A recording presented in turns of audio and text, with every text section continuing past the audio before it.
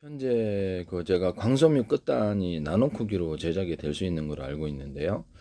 그러면 현재 D램의 트랜지스터가 어느 정도 크기인지를 보겠습니다. 지금 현재 D램의 범용 반도체는 좀 더 클 것 같고요. 그래서 지금 D램의 회로 선폭이 10나노급인데 그 이하로도 제작이 되고 있죠. 그래서 트랜지스터 구조 또한 단순히 평면적인 형태가 아닌 수십 나노미터 수준의 입체적인 나노 구조로 제작이 되고 있습니다. 카패시터 크기도 좀 볼게요. D램은 카패시터 저장하니까 이게 여기서 수십 나노미터까지도 가능하다라고 나와 있는데요.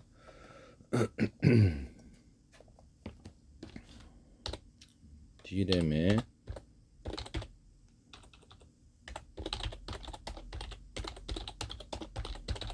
여기서 이렇게 전기가 있느냐 없느냐에 따라서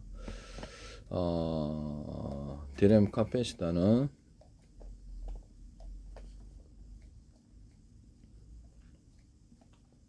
셀 면적이 수나노미터 수준으로 작아져 있다.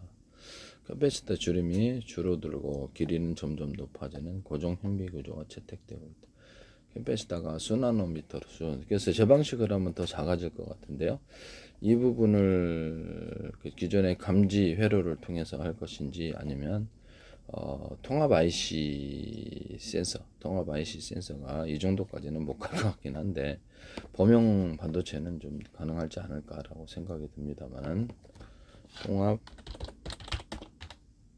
IC 센서의 최소 크기 가장 나노 크기 제작 이 정도까지는 안 될 것 같긴 한데 통합 IC 센서 나노 크기가 현재 기술로 가능하고 다양한 분야 상용 연구 활발. 그래서 그 반도체 미세 공정 기술의 발전으로 센서 소자를 수 나노미터에서 수십 나노미터 제 방식의 어떤 금속을 증폭하는 기술을 기존의 감지 회로도 이 방식을 사용할지는 모르겠는데요.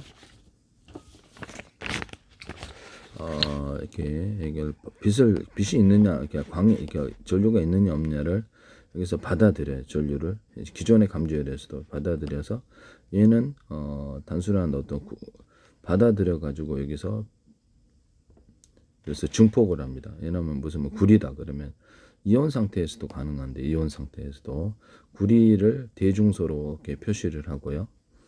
크기를 이온도 대중소 그다음에 인비소, 질소, 탄소 가루를 넣어주고 흑연 거기다가 연구장, 자기장, 그러니까 연구 자석을 넣어줄 수 있는 버전, 안 넣는 버전. 안 넣어도 전기가 들어오면 여기서 처음 넣은 작은 전류로도 증폭이 되는 기준이 이거 갖고 제가 트랜지스터 만들었죠. 인비소, 질소라든지 흑연과 탄소가루를 첨가시켰기 때문인데요. 구리만 되는 게 아니라 알루미늄, 다른 것들도 다 돼요. 금속이나 비금속을 적어도 2사이즈 이상 대중소로 들어가는 기술을 쓰거나 연구 자석을 배치해서 이것을 전기장이 운동으로 자기장을 건드려 전류를 생성하는 방식을 하시면 제 기술인데요. 이 방법을 사용하면 현대 통합 IC라는 그 어떤 센서, 전류 센서가 수나노미터까지도 크기가 가능하다라고 나와 있는데요. 그래서 여기서 보면 반도체 미세 공정 기술의 발전으로 센서 소자를 수나노미터에서 수십 나노미터 크기로 제작하여 CMOS 칩과 통합할 수 있다라고 나와 있습니다. 현재 제작하는 기술 포토리소그래피 시각 증착 기존 반도체 제조 공정을 활용한 나노스케일의 구조물을 제작한다. 나노 센서 기술, 나노 전기기계 시스템, 나노스케일에서 전기적 기계적 기능을 통합 초소형 센서를 제 방식으로 해서 광을 전기 들이는 것보다 증폭을 하게 되면 현재 감지 회로도 획기적으로 성능을 개선할 수 있을 것이고 전류도 그렇게 많이 안 쓰게 되리라고 생각합니다. 근데 현재 감지회로는 전기 D램에서 전기를 있는 것을 끄집어내서 이것을 증폭하고 그것을 있느냐 없느냐를 파악하고 그 다음에 다시 전류를 채워넣는 방식인데 이 부분을 숫자를 획기적으로 줄이거나 이런 것이 거의 필요 없을 수도 있어요. 왜 그러냐면 저 방식은 구리에다 인비소, 질소 이것도 대중소로 넣는데 인비소, 질소, 흑연, 인비소, 밀소, 흑연이나 탄소가루 넣고 연구 자석을 넣어주기 때문에 계속해서 전기가 생성이 돼요. 그래서 이 부분이 지금 가능한 부분인데요. 현재 있는 감지 회로에서도 전기를 굳이 빼갔다 다시 충전하는 이런 과정이 필요가 없는 거예요. 그냥 그 과정에서 연고자석을 전류가 있는 이상 그래서 그 사이즈를 대중소로 넣어주니까 구리나 이렇게 인비소, 질소, 흑연, 탄소까지 이렇게 해서 기타의 뭐 어떤 금속이나 비금속을 적어도 2사이즈 이상 크기를 틀리기 위해서 전이차를 만들어 가지고 전도차를 만져 갖고 움직이게 하면 되겠습니다. 이것이 연구자석을 건드려 갖고 계속 전기가 생성되니까 다시 전기를 집어넣을 필요가 없어요. 감지회로 방식으로. 지금 감지회로 방식으로 하더라도 리프레시가 필요 없다라는 것이죠. 전기를 뺄 때는 이렇게 그것을 다시 역으로 걸어서 교류를 통해서 빼든가 아니면 다른 회로를 통해서 빼는 식으로 들어가면 되니까요. 이런 부분을 말씀을 드립니다. 네네.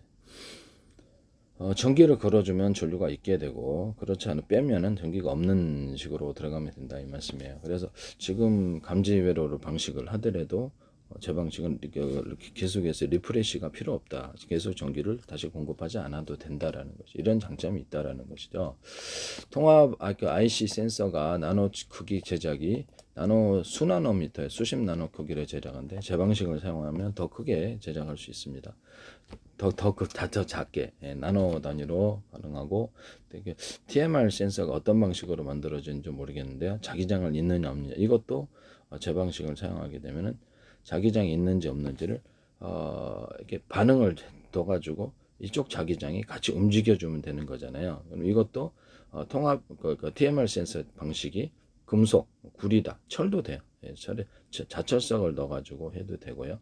자철석을 넣어서 전류를 자기장의 변화를 이쪽에서 자철석을 대중선 넣어줘가지고 반응을 보는 거죠. 그래서 가까이 돼가지고 이것을 뭐 그렇게 TMR 센서가 어떻게 하든 자철선 넣어가지고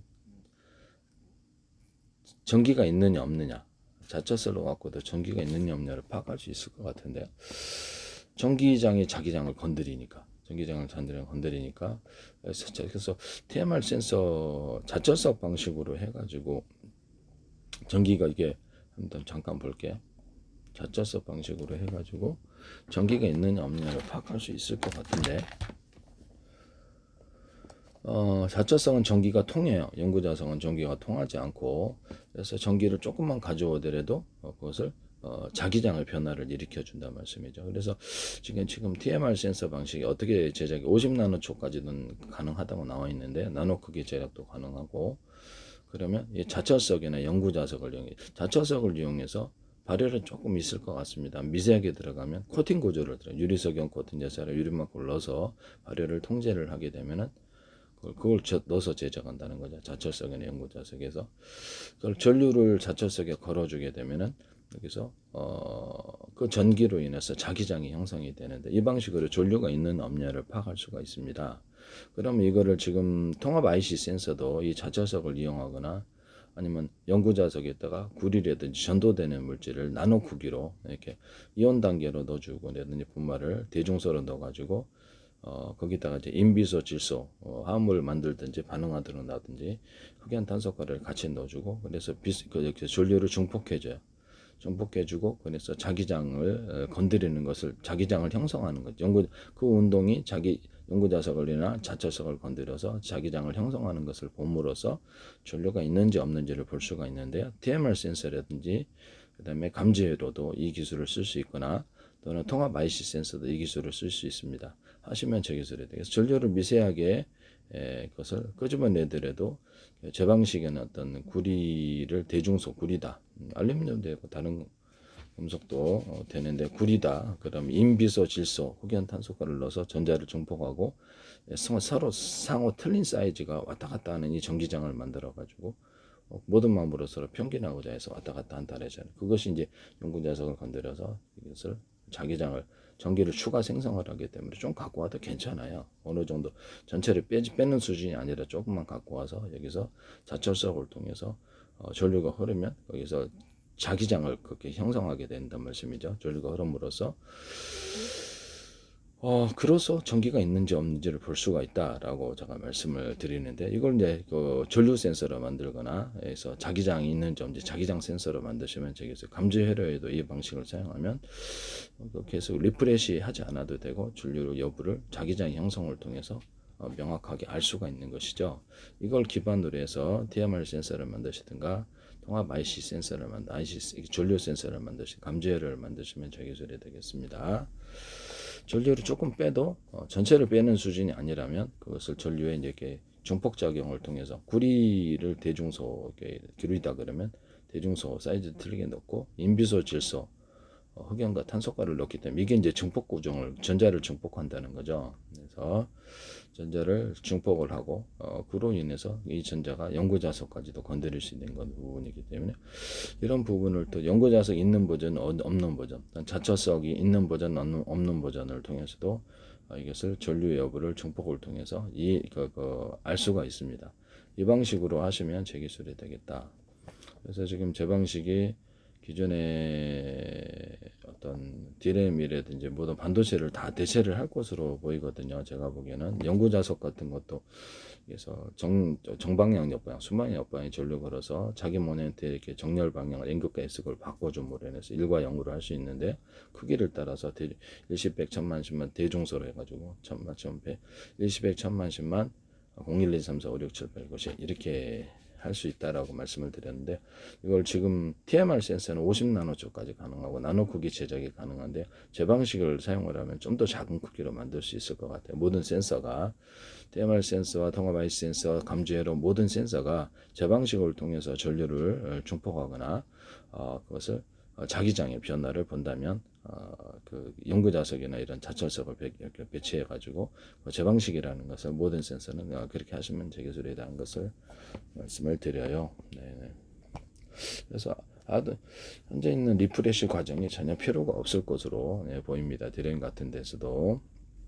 그러려면 이제 이거를 자기가 있느냐 없느냐에 따라서 할 수 있는데 영구적인 아까 전에 그 저장이 연구자석에다 정방향 옆방을 전류를 걸어서 자기 모멘트를 변경을 시킴으로써 TMR 센서를 이용해 50나노초까지 강하고 나노 크기 제작 가능하거든요.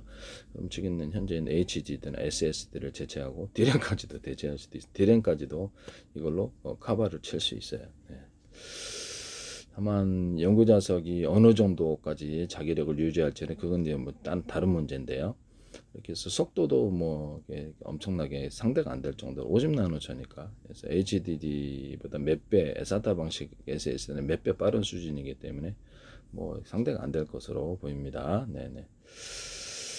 그래서 현재 있는 SSD다 그러면 플래시 메모리에서도 플로팅 게이트를 제 방식으로 해가지고 전구를 이렇게 연구자석과 자철석을 넣어준다든지 그래가지고 전기장이 자기장을 건드려갖고 계속해서 전류를 이렇게 저장을 가지거나 아니면 구리에다가 인비소, 질소, 흑연, 탄소가를 넣어가지고 사이즈를 틀리게 대중소해서 그것이 계속해서 왔다 갔다 이렇게 서로 하나가 되고자 해서 전류선처럼 전기선처럼 왔다 갔다 이렇게 하는 방식을 한다면 꽤 오랫동안 저장이 가능한데요. 이런 전기장기 저장 방식을 사용하시면 제 기술이 되겠다라는 것을 말씀을 드립니다. 이 방식은 전기장이 자기장을 움직이는 전기장이 운동을 만들어서 자기장을 계속 통해서 계속 상호 반응하여서 전기가 생성되는 방식이기 때문에 리프레시가 필요가 없고 전류를 좀 검출을 한다 할지라도 그 부분은 전체 수준을 빼는 수준이 아닌 이상은 상관이 없다라는 거죠. 리프레시가 필요 없고 그래서 거기가 전류가 있느냐 없느냐 자기가 있느냐 없느냐를 둘 다를 파악할 수 있어. 모든 TMR 센서와 통합 IC 전류 센서 감지회로 방식도 이 방식을 구리 같은 것이다. 그러면 대중소로 사이즈를 2개 이상 넣고 인비소, 질소, 흑연, 탄소를 같이 집어넣어서 이것도 대중소로 들어가요. 적어도 두 사이즈 이상. 그래서 전자를 증폭하는 기능을 통해서 작은 전류로도 이렇게 어떤 전류를 감지하거나 연고자석을 대중소로 배치를 해가 또는 자철석 배치를 해가지고 자철석 하나만으로 될지도 몰라요. 자철석을 크기를 대중소로 넣어줘가지고 연구자석도 그러신데 자철석은 전기가 통하는 물질이고 연구자석은 잘 안 통하기 때문에 자철석을 통해서 배치를 통해서 유리석용 코팅제사 유리막을 넣어서 이렇게 부식을 좀 막고요. 그래서 전기가 이제 들어오게 되면 코팅을 들어줘 부식을 막고 전기가 들어오면 이거는 배터리 슬러리로도 들어가게 되는데 그때도 자철석이 대중소로 들어갑니다. 그래서 전기가 들어오면 그것이 전기를 통하기 때문에 자기장을 건드려 가지고 자기가 있는지 없는지 여부도 파악할 수 있고 전류가 있는지 없는지 여부도 파악할 수 있다. 자철석 방식이라면 가능하다라는 것을 말씀을 드립니다. 이걸로 모든 이렇게 DMR 센서, 통합 IC 그 전류 센서 또는 감지 회로를 만드시면 제 기술, 모든 센서에 이 기술이 들어가면 제 기술이다. 남의 기술을 무단으로 사용하지 말자. 광 저장 장치가 광섬유 끝 단위 지금 나노 단위로도 가능하다는데요. 그러면 여기다가 이렇게 LED 발광 다이오드가 90나노까지 나노미터까지 가능하답니다. 그러면 제 방식을 통해서 이렇게 광을 증폭하는 구조를 가진다면 좀 이렇게 구리를 대중소로, 구리나 비금속을 금속과 비금속을 대중소로 들어가고요. 인비소, 질소, 흑연, 탄소가를 넣어주고 연고 자석을 배치를 해서 그것도 대중소, 아니면 자철석 방식으로 해가지고 대중소로 들어가서 전기를 생성하는 이런 방식을 통해서 한다면 더 작은 크기로 LED 발광 다이오드나 레이저 발광 다이가 제작될 수 있으리라고 생각합니다. 펠티오 소자 같은 것도. 그러면 이거를 이용해서 광섬유 끝단도 한 나노 구조까지도 가능하다니까, 광섬유 끝단에서 광이 있느냐 없느냐를 따라서 이제 디램을 줘도 범용 반도체는 대체할 수 있지 않을까라고 생각하는데, 이거를 그래서 광이 있느냐 없느냐를 따라서 가로 세로 높이라 좌표와 수저 방식으로 이렇게 하고 그것을 수직으로 이렇게 적층을 한다는 거죠. 그러면 지금 낸드 플래시나 HBM까지도 다 대체를 할 수도 있을지도 몰라요. 가격 대비 발열이 없어 전기도 그렇게 많이 안 들이고 계속 리프레시 안 해도 되고, 그래서 적층을 해서 광 저장 장치까지도 가능하다라는 것을 말씀을 드립니다. 전기가 있는 이상, 전기를 공급하는 이상 계속 광 저장으로 가는 거고, 거기다가 정기적인 방식의 저장까지, 이제 SSD나 HDD 있지만 저 방식의 어떤 연구 자석을 이렇게 자기 배열을 정방 역방을 걸어줘서 N것과 S걸 자기 모멘트를 바꿔줌으로써 1과 0으로 하든가, 또는 자기가 연구 자석이나 자철석을 통해서, 또는 또 구리, 인비소, 질소, 흑연, 탄소가를 넣어주고, 이것도 다 대중수로 들어가서 전기를 걸어줘 갖고 자기장을 건드려 자기가 있느냐 없느냐를 통해서도 할 수 있다. 1과 0으로. 그 다음에 이런 부분 정기적인 방식을 통해서도 하거나, 구리에다 인비소, 질소를 첨가시켜주고 흑연, 탄소가를 넣어주고 그거 사이즈를 대중소해서 연구 자석을 배치를 해갖고, 연구 자석 프로테지가 많이 들어가냐 적게 들어가냐 차이인데요. 연구 자석에 자철석도 있는데 대신 발열이 있어요. 그래서 이거를 집어넣어 가지고 이렇게 서로 다른 크기의 어떤 금속이나 비금속들이 이렇게 전이차가 틀려 왔다 갔다 하는 운동하는 전기장이 형성이 되는데, 자기장을 계속 전기를 생성하기 때문에 이 방식으로도 SSD나 HDD도 대체 정기적인 방식이지만 대체가 가능하다라는 것을 계속 연구 자석이 있는 이상 계속 그 안에 돌아다니면서 코팅 구조, 전기선 피복식으로 넣어주면 그 안에서 돌아다니면서 전기를 계속 있느냐 없느냐를 통해서 정기적인 방식이라도 오랜 저장이 가능하다. 전기가 이제 걸려 있기 때문에 그 안에서 이렇게 외부 회로를 끊고 전기를 끊어도, 전원을 끊어도 계속 그 안에서 플래시 플로팅 게이트 역할을 할 수 있다는 것이요, 제 방식 때문에. 기존의 모든 반도체를 제 방식은 다 대체를 할 것입니다. 남의 기술을 무단으로 사용하지 마세요.